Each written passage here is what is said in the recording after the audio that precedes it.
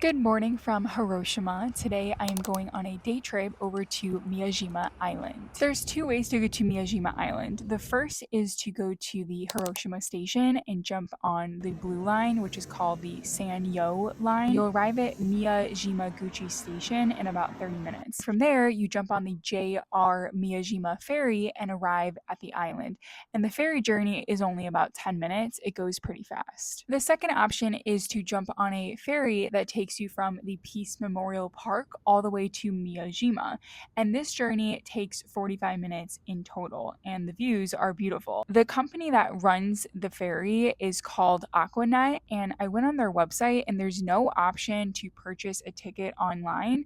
And when I went to their actual storefront in person, there was no opportunity to purchase a ticket at all. If I were you and I was planning a trip to Miyajima Island, I would just count on the JR line to take the train over to the station and then jump on the JR ferry to get to the island. The ferry has a lot of different seating options, or you can stand up if you'd like to.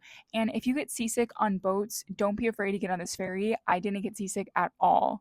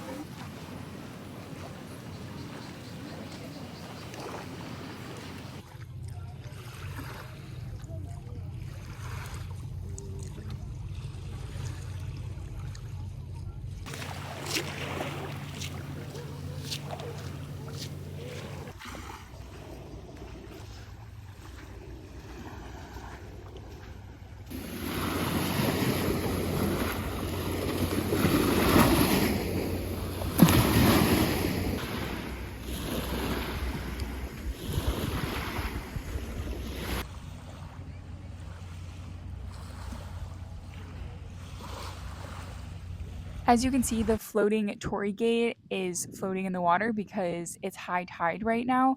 But when it's low tide, you can actually walk all the way out to the Torii gate and touch it and take pictures right beneath it. So I just came at the wrong time, but I wanted to see it float. If you watch my Nara Japan vlog, you'll see that the deer are really friendly in Nara, but they are not friendly at all in Hiroshima.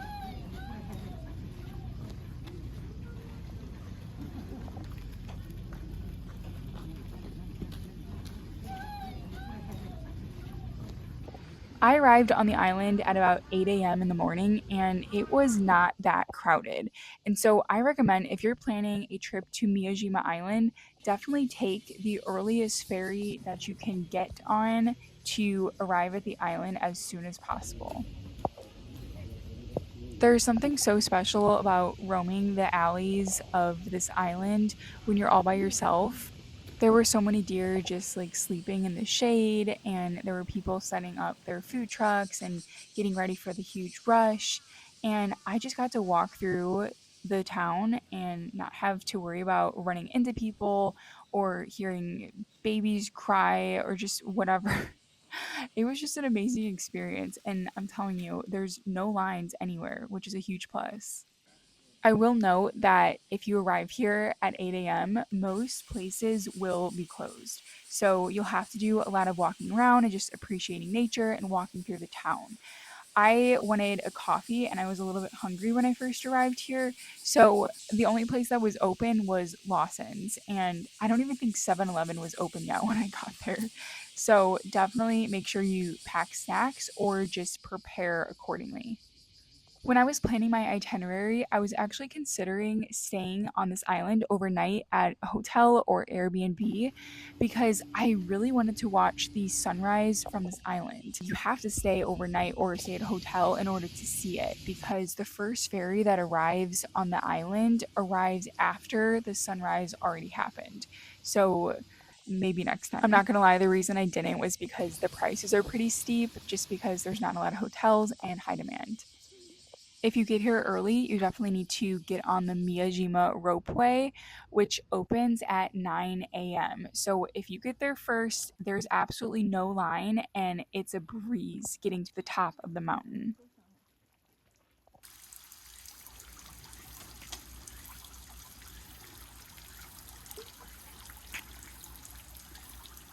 It takes about 10 minutes to walk to the Ropeway station, and then from there, you will purchase your tickets. They also have a free shuttle bus that you can jump on that will get you to the Ropeway station where you purchase your tickets.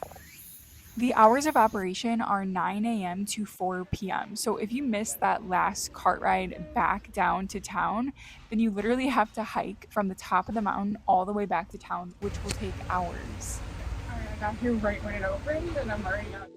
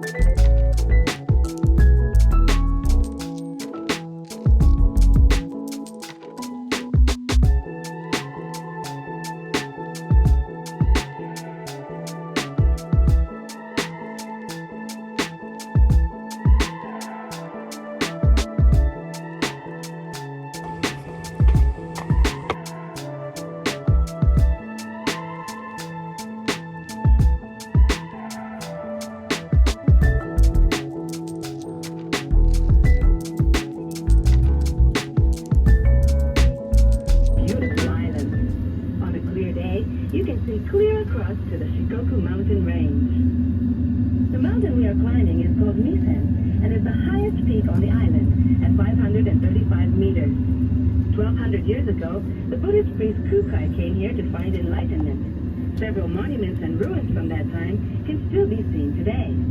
The Reikado Eternal Fire Hall houses a holy fire that Kukai used for training. The fire, which continues to burn today, became the source of the eternal flame of peace at Peace Memorial Park.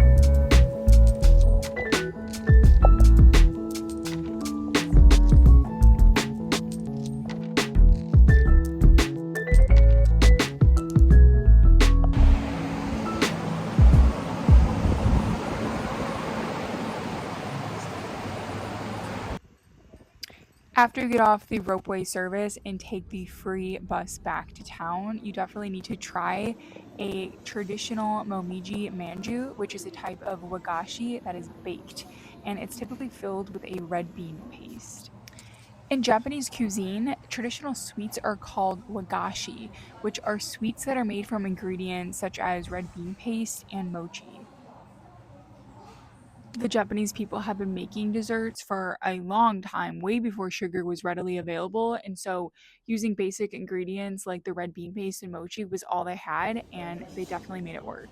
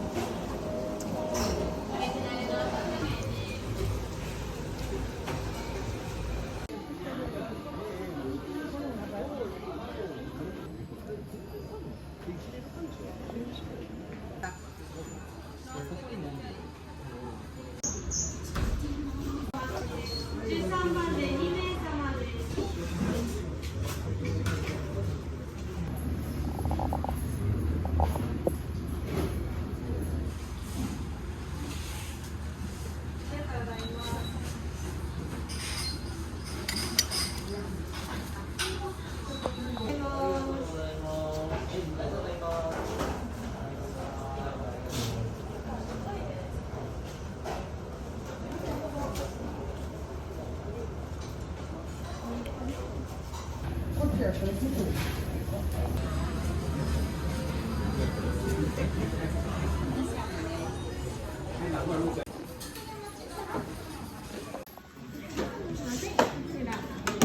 evening.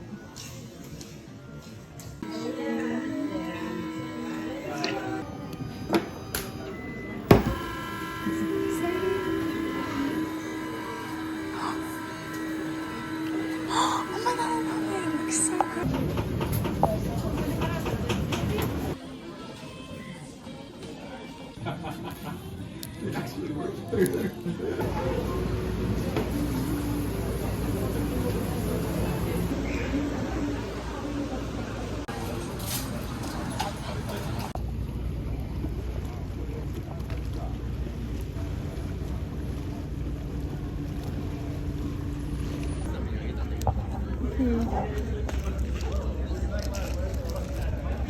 Don't do that. It's not good.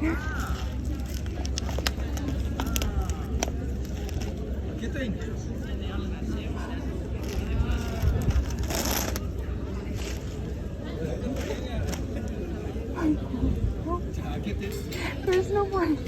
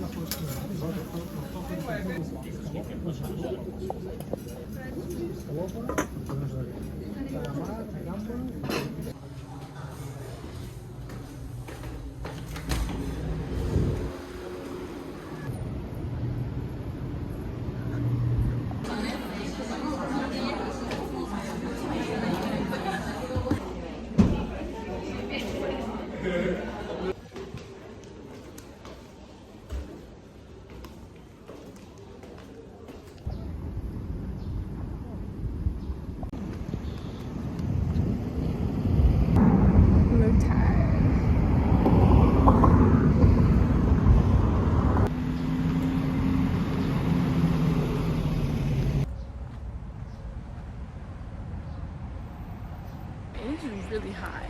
Nothing's new though, it's been like this the entire time in Japan, but I don't know, I think Hiroshima is definitely the hottest location. Well, anyway, I'm getting dinner kind of early because tomorrow I'm gonna have a very early morning, and because I'm going back to Tokyo, yay! So I'm gonna get sushi at another place that had some really good reviews, and I'm excited and hungry.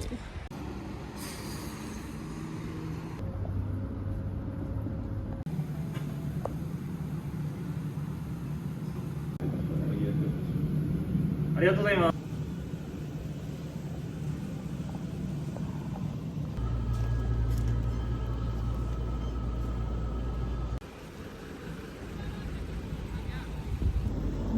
already started tomorrow.